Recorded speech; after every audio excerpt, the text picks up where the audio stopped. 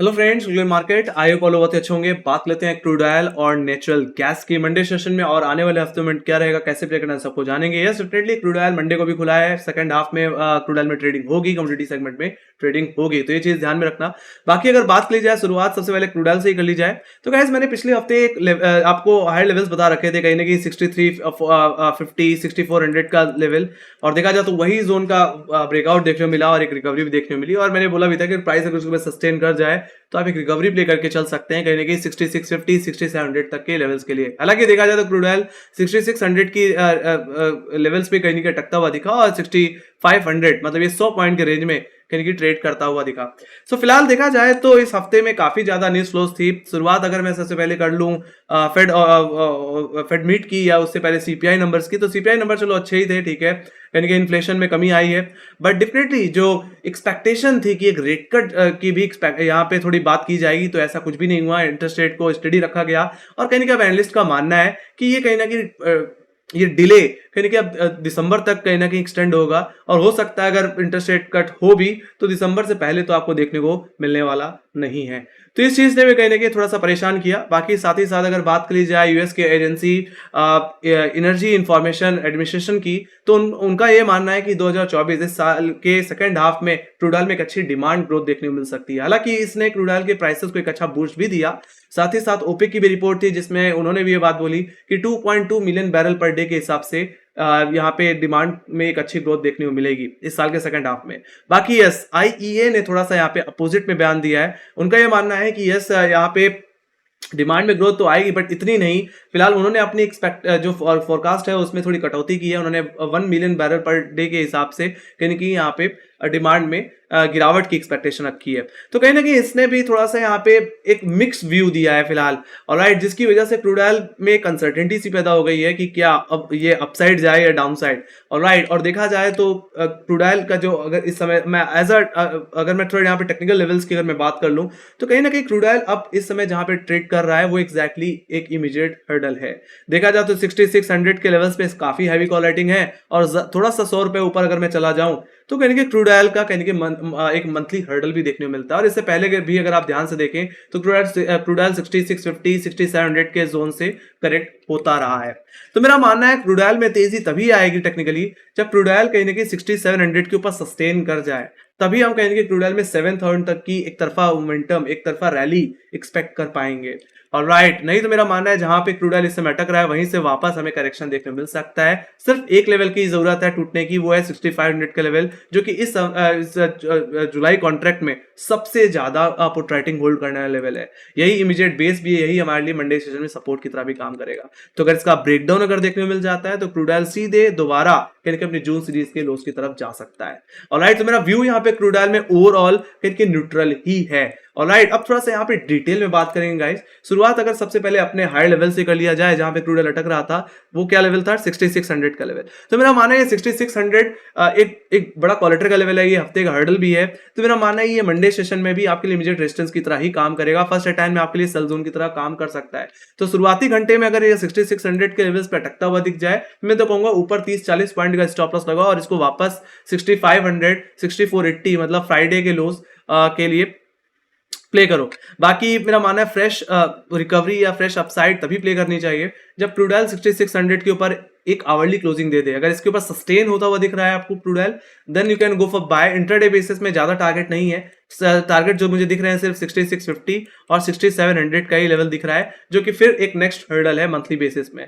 तो वहां तक का मूवमेंट आप लेवल बेस्ड ही प्ले करिए, स्टॉप लॉस को ट्रेल करते रहिए, ऑलराइट, कॉशियसली ही आपको ट्रेड करना है। बाकी मेरा मानना है एग्रेसिव तब हो जाना है या एक तरफा की एक्सपेक्टेशन तभी आपको रखनी है जब क्रूड ऑयल 6700 के ऊपर एक डेली क्लोजिंग दे दे। अगर ऐसा हो जाता है तो मेरा मानना है फिर हमें अगर कहीं सबसे ज्यादा अगर क्वालिटी देखने को मिली है ओटीएम में, तो सीधे सीधे वो 7000 पे ही देखने को मिल रही है, जो कि एग्जैक्टली अप्रैल का कहने के लोअर हाई था, एग्जैक्टली 26 अप्रैल का, 26 अप्रैल का।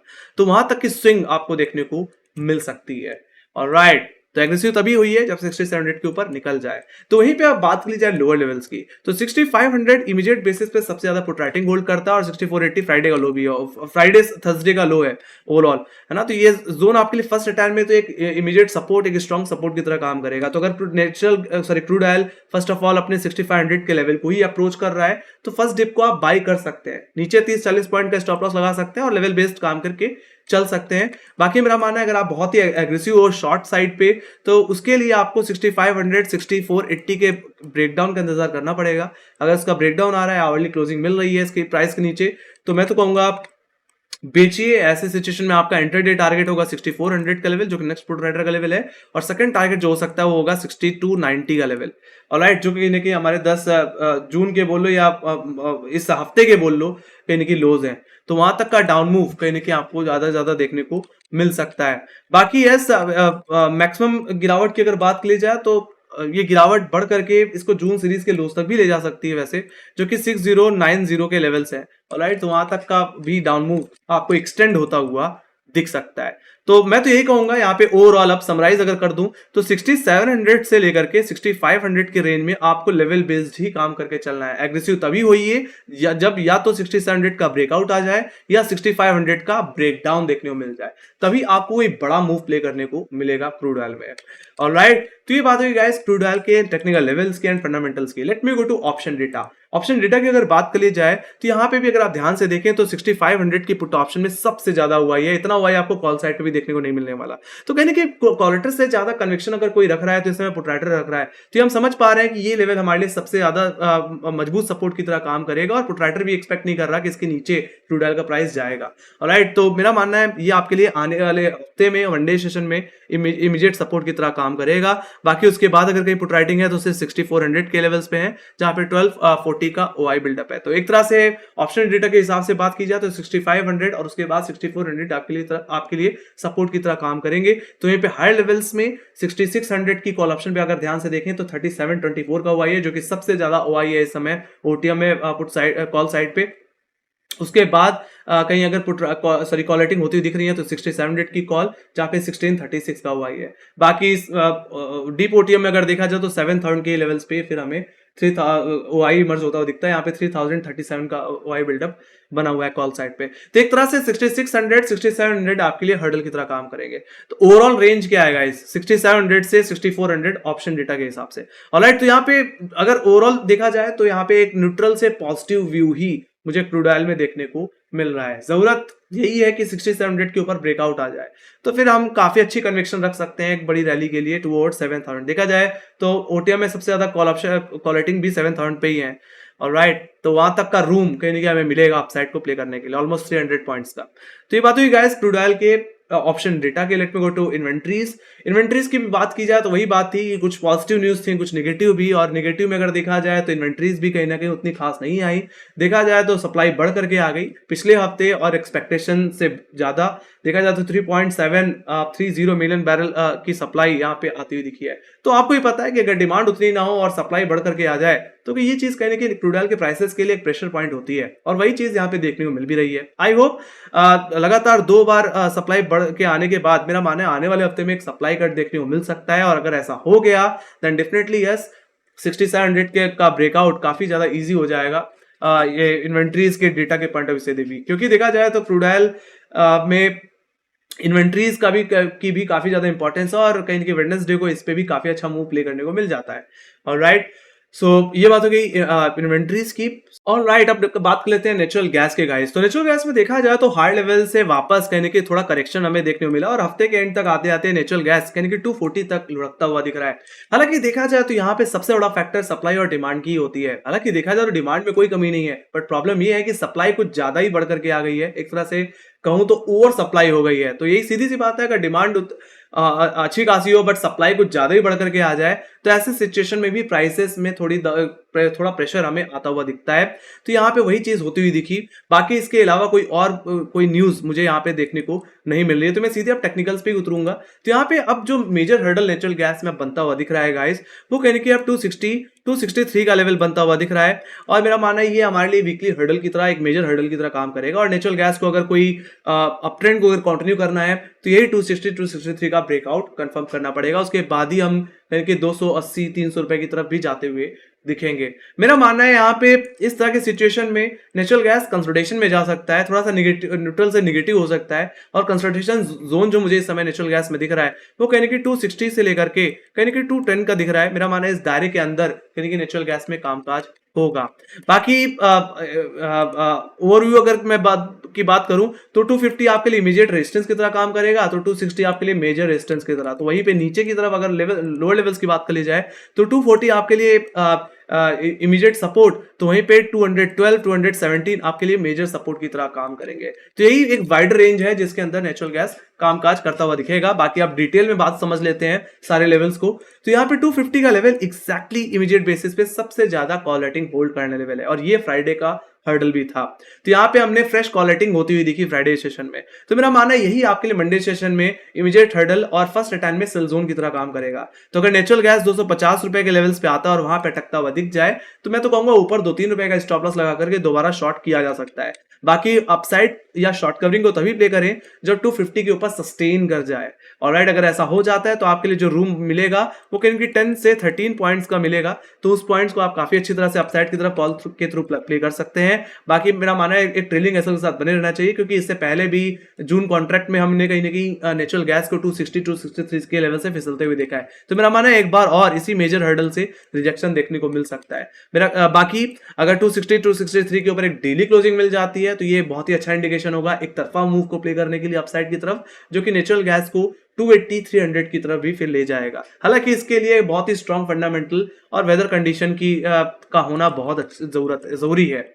ऑलराइट, तो वहीं पे बात कर लीजिए आप लोअर लेवल्स की, तो 240 के लेवल, 241 का लेवल जो कि फ्राइडे का लो था, जहां पे फ्रेश पुट राइटिंग इमर्ज होती दिखी है। मेरा मानना यही मंडे सेशन में इमीडिएट सपोर्ट की तरह काम करेगा। उसके बाद अगर कहीं नेक्स्ट सपोर्ट देखने को मिलता है तो वह 235 इंट्राडे बेसिस में देखा जाए। तो यहीं पे एक्सपोनेंशियल एवरेज की तरह के हिसाब से बात कर ली जाए तो नेचुरल गैस का जो ट्रेंड एम आता है वो भी एक्जैक्टली 240 के लेवल पे ही, एक्जैक्टली फ्राइडे में नेचुरल गैस ने अपने ट्रेंड एम पे ही सपोर्ट लिया था। उसके बाद 235 पे नेचुरल गैस का 20 डे एक्सप्लेनेशन आ जाता है। मेरा मानना है जब तक 240-235 रुपए के ऊपर है तब तक तो थोड़ा लेवल बेस्ड ही काम करके आपको चलना चाहिए। बाकी यस, बेरिश तभी होना जब नेचुरल गैस कहने की 235 का लेवल तोड़ दे।